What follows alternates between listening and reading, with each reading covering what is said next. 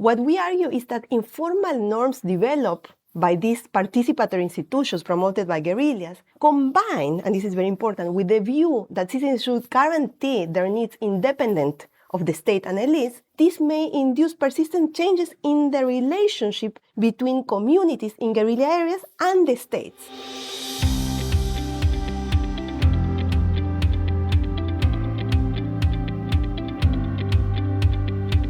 Welcome to VoxDevTalks. My name is Tim Phillips.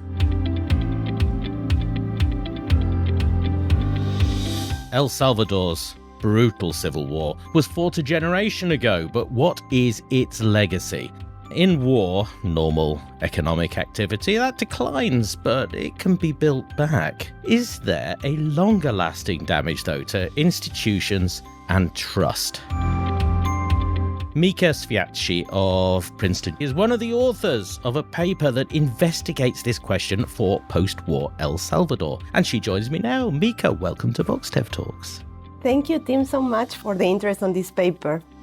I remember the civil war in El Salvador. I guess a lot of people wouldn't by now. So fill us in on some of the details, particularly who were the Farabundo Machi National Liberation Front? So it was a guerrilla group that was formed in 1980s by 5 left-wing guerrilla organizations. This is very important because it condensed 5 different groups. So in principle, this group started in urban areas, actually, but in 1981, after their first main offense that they did, and actually it failed to unseat the government, it generated 2 changes. First, it consolidated them as the main fighting force against the Salvadoran state, and second, a change in strategy as these guerrillas retreated to rural areas to regroup and prepare for a longer fight. The US government was describing them as communists, but I seem to remember the US government described a lot of people as communists at that time. Was this fair? What were their aims? I think you are completely right, and that's why I said that it was composed by 5 groups, because the US generally viewed the insurgency as communists, but this group was diverse. It composed 5 different groups, and importantly, they were not focused on indoctrinating peasants, but more interested on changing wealth inequality, undermine the power of state and traditional agricultural elites. For them, the main way to achieve this was the introduction of participatory institutions that promoted self-governance and self-sufficiency. One example is that these guerrilla commanders wanted the communities to be autonomous, not only from the state and repressive elites of that time, but also from guerrilla commanders itself. So this is very important. They wanted autonomy because these guerrillas didn't want the population under their control to be associated with guerrilla commanders and be attacked by the states. Do you see? So there is something here different.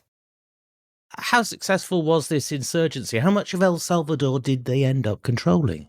Actually, it was very successful when they did this change of strategy. As I told you before, at the beginning were mostly urban, then they changed to rural areas, and they had control almost half of the country. In particular, of the north and the east of the country, they have a lot of control there of the population. And those were the places where they introduced the self-governance and displaced state. They challenged the state authority. They replaced the state authority, as you say, but if those state institutions are not working in those areas, what institutions are replacing them? Yes, the main way they replaced the state was the establishment of participatory institutions that allow these peasants and citizens to self-governance and to provide public goods.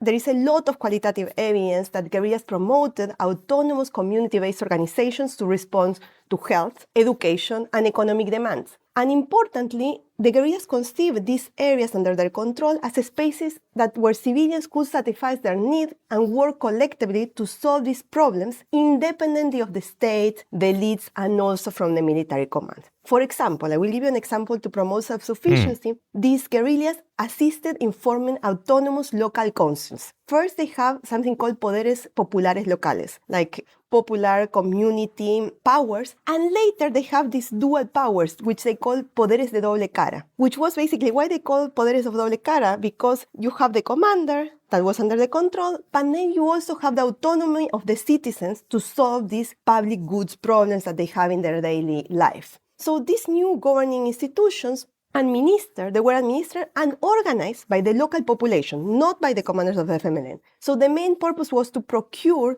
public goods and solve these affecting any issues that were affecting the community. They existed in various forms, no? And they all more or less fostered democratic activity by the residents. According to qualitative evidence, these citizens participated in their own government and largely viewed these powers as legitimate. Some group events have popular assemblies, some others also held elections for the positions. So it was pretty democratic and it had the support of the populations because of this of the autonomy. So it was not that the guerrilla was imposing something to the population. So if I'm living in one of these rural areas of El Salvador at the time that comes under the control of the guerrillas, how does my day-to-day life change? It sounds like it changes quite a lot. The first thing that changed for you is that for the first time, you are able to govern yourself and gain autonomy. Mm-hmm. The FMLN supported these base organizations, but there was a way to organize by myself, independent of the state, and also the elites that before, agricultural elites that maybe I was working before. So this meant also that these residents, since they have the autonomy, they did not fear to be labeled insurgents. In general, by that time, of the government, everyone that was a peasant for the state, you were an insurgent. The fact that you were there and you have this autonomy, you were not targeted by the state, you were not attacked. First, you have the protection of the FMLN, and also since you have this autonomy to self-government, also kind of separate you from the FMLN commanders, from these guerrilla commanders. Mm-hmm. So you gain two things here, how to self-govern, how to have this self-sufficiency, not only to govern, but also economically, because you learn how to produce subsistence crops and everything. And also, you were not targeted by the state, because you were dissociated from these FMLN commanders. You see that this very different that there is here. Yes. Now, this war is historical at this point. How did the war end? When did it end? So the story of this war is that since 1985, the war entered a stalemate phase where nobody was winning more or less territory. And when they started negotiation in 1989, which ended in 1992 after 2 years of this peace process and where you were having this stalemate phase where nobody was winning more territory, mm-hmm. they decided to sign these Acuerdos de Chapultepec, where the key of that agreement was that the guerrillas, the FMLN, became transitioned to be a political party and leave all the arms. And what the state committed to do some national reforms, for example, a reform in the judicial system, a defense of human rights, and as well as a creation of the national police that they didn't have to replace the existing National Guard. So that's how it ended. The FMLN, the guerrilla commanders and their members, they became a political party, and the state committed to do these reforms. But at the end of all of this, these areas that had been self-governing, they nominally at least come back under the control of the state. So yes, when this ended in 1982, all these areas, they were now fully controlled by the state by the end of the war. And actually, we see this in the data because we have data, for instance, on public schools, state presence, police presence, and you don't see any difference on the state presence in the post-period. And another thing that is very important with this conflict is, unlike other conflicts where there were dissidents, for instance, you could think today of the FARC, no? That they say there is a peace agreement, but there are dissidents. Here, there were no dissidents, not that many from the FMLN. And this is mainly because the guerrilla commanders and leaders and members, they all transitioned to be a political party, and that's why the conflict was fully over.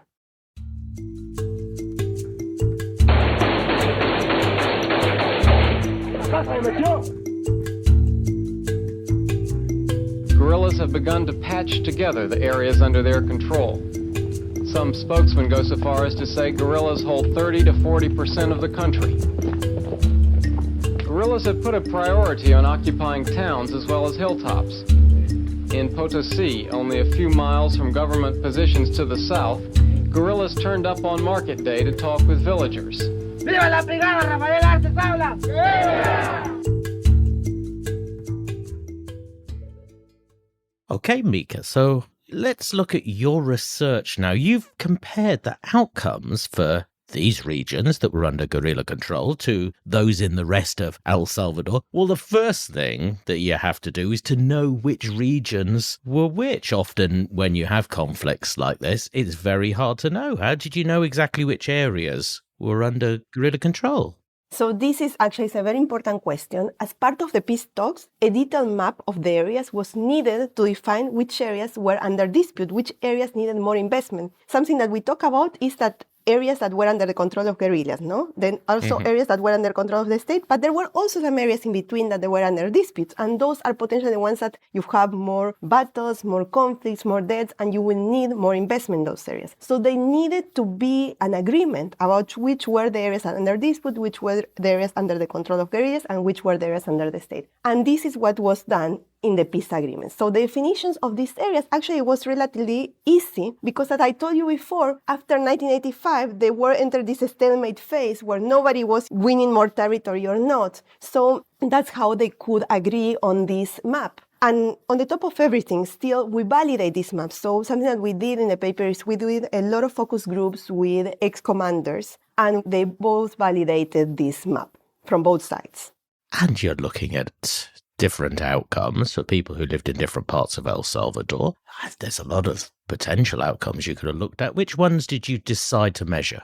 To measure the impact, the first thing we wanted to know what were the impacts in economic development, and here what we use is administrative data from the census in 2011, which has data on years of education and also assets, which allow us to construct a wealth index per household. And we complement this also with satellite light data, and as well as household surveys where there is reported income, and also to understand the mechanism behind what is it about this rebel governance or governance of guerrillas that affects development. We also evaluate on measures of trust, social capital, and political participation. This is, on one hand, an amazing natural experiment, but I would have thought that initially the regions that became occupied by the guerrillas might have had a different history. They might have been poorer, for example. Therefore, they had more sympathy for the guerrillas. They might have had different prospects for growth. They might have been areas in which the government was particularly distrusted. Is there a difference? No, and actually we thought the same as you when we started this project. We thought, okay, these guerrillas, the final aim was to reduce this wealth inequality, so maybe they target places on the first place that were more unequal. And actually, at baseline, we don't see that these characteristics change. So how we do it is that we have, as a proxy of this inequality, we had a land reform in 1980s. So we exploit that because exposure to that land reform can be a proxy of how unequal was that place, on how unhappy people were there, and therefore would be more sympathizers to these guerrillas. And actually, we see that there are no difference on exposure to this land reform across this border. Another proxy that we use for guerrilla supporters at baseline is the location of community-based churches, which were known by that time to support guerrillas, and we do not see any differences at baseline. The only significant difference that we observe here is a small discontinuity in altitude, which is very consistent with qualitative evidence and findings from our interviews with former combatants from the FMLN, which says that the territories, the boundaries, were primarily defined by war strategies. In particular, rebel territories included strategic locations that offer this topographic advantage against the enemy and were not correlated with economic conditions. Now, to compare the outcomes for adjacent or similar areas, you would probably need quite precise measures of economic activity. Where do you get that precision from? What measure do you rely on most? So we relied a lot on the census tract data. So the census in 2007 has data at the census tract level, which is, just to give you an example, like it would be a community, a neighborhood. It's very little. This is very fine data. And there where we get information of years of education and wealth. And also we have the satellite light data, which is also at a fine level. The nice with that data is that you can observe the changes since 1992. Since the agreement, you can start seeing how the past diverge or not. The other data that we use is our own survey that we did in these areas to understand, to households that are located in either side of the boundaries, to understand how social capital change, how norms, how distrust changes in these locations. So over 4 decades, you're making this measurement. Do you still detect a difference in economic development across these boundaries? So yes, and this is what it was the most surprising, is that it had large and negative persistence. So the persistence is what is more surprising, because almost 20 years after the end of the guerrilla government and the return of the formal state that we know that they came back to these locations, you see that these areas still have less nightlife luminosity, lower human capital, worse wealth outcomes than individuals that live just 2 kilometers away. Moreover, you see that this divergence started in 1992, as I was saying, and the same with years of schooling. We can evaluate years of schooling in 2007, then 2018, in 2022 with our own surveys, and still we find negative effects. And what it is more surprising is that we find negative effects on education for cohorts that started their education after the territorial control ended. So there are these persistent effects.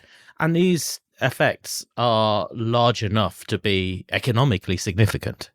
Yes, for you to have an idea, when you use the light density data, this is about 18% lower night light density luminosity, which is equivalent to a 5% lower GDP. Then this is equivalent in terms of years of education, is 0.4 fewer years of education. So these are big differences.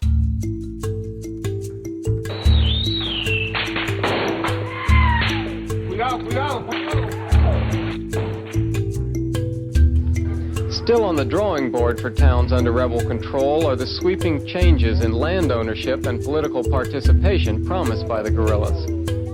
An official in the mayor's office explains the biggest difference, now the guerrillas are in control, is there is less repression. Above all, there is more order within the population. And we are working, well, more freely. Mika, there's a lot of research that shows that even a few years after a war, affected areas tend to catch up fairly quickly. You're measuring, 3-4 decades after the war, and you still see these regions are yet to catch up. Was this a big surprise for you? Yes, you're right. While some research shows convergence, our research shows that if you look at these outcomes at a micro level, the aggregate trend may be missing the divergence at a more local level due to the territorial control of rebels in some particular places that generated these structural social and economic changes that persist today, potentially, mainly, and here's our hypothesis, to a change in social norms. So let me give you a bit more of details about this. Despite the fact, as I told you, that states regain these areas, what we argue is that informal norms developed by these participatory institutions promoted by guerrillas, combined, and this is very important, with the view that citizens should guarantee their needs independent of the state and elites, this may induce persistent changes in the relationship between communities in guerrilla areas and the states. We know that rebels usually create these institutions that can promote cooperation. We have seen it in many contexts. Yet here what we argue is that these norms of self-governance can crowd out the role of the post-conflict state if they are developed to avoid dependence of political and economic elites, impeding this development of trust and engagement with post-war government in the long run. Here, the key is to understand the long-run negative effects, to understand this long negative that we see in economic outcomes, is this self-governance part, which was developed as an alternative of the states, okay? So the fact that the rebel governance is generally promoted as a substitute of the state is particularly important to understand the negative consequence, since it reduced cooperation with the government in the post-conflict period due to these enduring norms of distrust. I see. So it wasn't one set of norms were replaced by another imposed set because they were self-generated. That is why they are so persistent? Yes, exactly. Today, let's imagine, say you and I are citizens of two adjacent regions in El Salvador, and one had been under the guerrilla control, one had not been. How different would our lives be?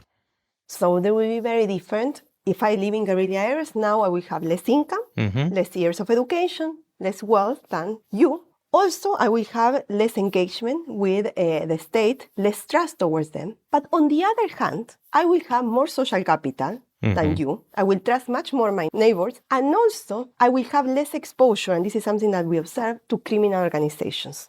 So does this help to explain why those economic differences still exist. Because if you could just look 2 kilometers in one direction and see that other people were richer and have more schooling, as an economist, you would think there would be an incentive to move. Yeah. To move. So we don't see anything of that, of migration, even temporal, no? Because they don't need even to move. They could go work there and then come back. So we don't see that. And this is because, on the one hand, in general, norms are difficult to change, no? We know that once you have a norm of distrust, it's difficult to change. There is research also showing that sometimes there is a mismatch between historical social norms that could have been optimal during guerrilla control and the best action given the current environment, no? In this case, as I said, while distrust towards the state may have been optimal behavior during guerrilla control areas, given the historical repression of the state and elites, such distrust afterwards may have been suboptimal because the state have changed and those elites were gone. However, on the other hand, while in terms of income, guerrillas had a negative effect, there are also positive effects that we observe, like an increase in social capital, self-sufficient, trust within the community. And this social capital can also have positive spillovers on crime. For example, as I said, we find some evidence that in formal guerrilla areas, there is less gang activity. Also, in my previous work, I see that children that grew up in these areas, in formal guerrilla areas, are less likely to be involved with gangs, since in these areas there is more social capital. How does this influence government policy in these regions? Does it mean that its policies are less effective? Yes, and this has a very big effect, and this is where the effects are even larger, no? Because you have this effect in income that can come from this distrust, and how is that it's being affected is because this distrust, disengagement affect government capacity in policy, no? We know from existing research that when citizens distrust, it is difficult for the state to find out the preference or need of these citizens. Citizens may fail to communicate their needs if they don't believe in that politician will respond. And this disengagement could prevent the government from providing public goods effectively. They may provide, but maybe know what they want. At the same time, we know that there is research showing that less trust in state institutions can also decrease the demand for public services, since citizens do not see this government as legitimate or capable, no? In the context of El Salvador, we actually find some evidence of these channels. We find that citizens in former guerrilla areas today they report lower access and utilization of public services and are less likely to pay taxes. This is very surprising because despite the fact that since 1995 we see more public investment in the same services where they are reporting lower access. They constructed schools and also no difference in state building hospitals, but still you have this mismatch. This was one of many civil conflicts in Latin America around that time and in Asia as well. We still see many today, sub-Saharan Africa in particular. Is this legacy of civil war something that we might apply to development for those regions, or is this something unique to what happened in El Salvador? We think that it's common in many contexts that non-state actors, armed actors, frequently establish this durable territorial control during conflicts. We have seen this with insurgencies that establish autonomous governing authorities in other places like Philippines with the New People's Army, which established local committees in areas under their control. Also with the Maoist insurgency in Nepal, which organized civilians under a parallel government in vast territories under their control. Also in Myanmar, also in Uganda, you see this self-government in parallel of the state. So I think that our results can externalize to this context. Also in Latin America, of course, there are different types of rebel governance, no? This one is, the particularity is that it's self-government and in parallel of the state, like replacing the state. But also in Latin America, we have seen throughout the history many rebel groups that have established institutions to regulate civilian life in other different ways. In Colombia, we have it with the FARC that controlled many remote areas before the signing of the peace agreement in 2016, the same with Shining Path. And like this, I can give you other well-documented examples of armed actors who have engaged in local governments in the DRC, in Liberia, India. If you're a policymaker tasked with post-conflict recovery in a region that's had this kind of conflict, is there anything that we can learn from this to improve their effectiveness? Or also, bearing in mind what you've said about levels of social capital, are there some areas where they should maybe not get involved? Here is the most difficult question, no? Because we know that changing norms is difficult, but we believe it's key in these areas to regain the trust of citizens by meaningful presence of state. Not just state investment, but maybe approaching individuals, organizing political meetings with individuals to understand the needs of their communities, provide us information about what the state can do or did. Moreover, in the case of El Salvador, what they could do is to take advantage of the fact that they already have more social capital to build trust. If one social leader from these areas can trust the state, that can spill over to other ones in the community. Another approach could be potentially try to include the social leaders of these areas in the political process. We know that after the Civil War, the guerrillas became a political party. But this was for the commanders and members, but not for the citizens. And this does not necessarily reflect the preference of people in these areas that were controlled by guerrillas. And actually, this is very interesting because one result that we see in the paper is that no matter the ideology of the government in the post-conflict, you don't see a reversion of the effects, which tells you about these differences.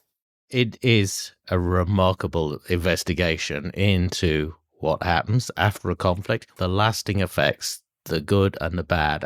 Thank you very much for talking about it today. No, thank you so much, Tim. I enjoy a lot talking to you.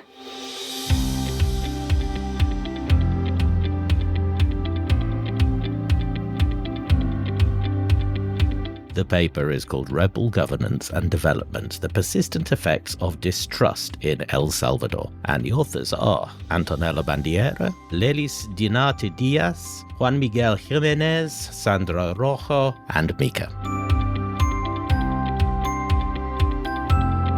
This has been a VoxDevTalk. The best way to make sure you don't miss an episode is to subscribe on your podcast platform. And our past episodes, as always, are at voxdev.org, where you also find articles about the papers we feature.